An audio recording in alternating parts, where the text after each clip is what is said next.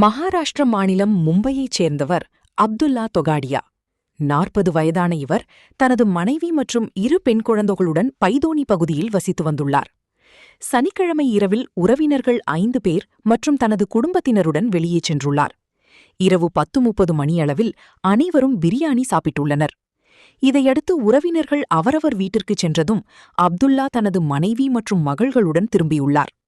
வீட்டிற்கு வந்ததும் அதிக வெப்பம் நிலவியுள்ளது. இதனால் நள்ளிரவு 1 மணியளவில் 4 பேரும் சேர்ந்து தர்பூசணி சாப்பிட்டதாக கூறப்படுகிறது.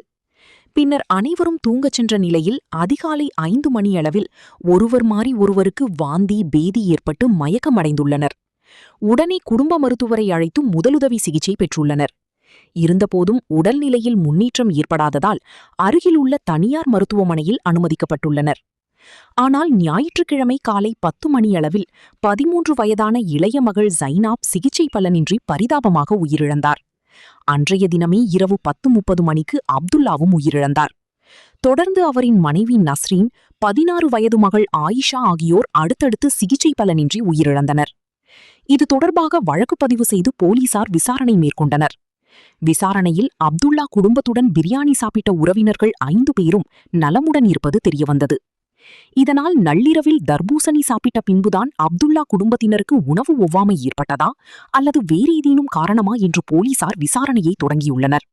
இருந்தபோதும் உடற்கூராய்வு அறிக்கைக்கு பின்னரே இறப்புக்கான முழு விவரமும் தெரியவரும் என்று போலீசார் தெரிவித்துள்ளனர். இந்த நிலையில் விபத்து மரணம் என வழக்கு பதிவு செய்து விசாரணையை தீவிரப்படுத்தியுள்ளனர்.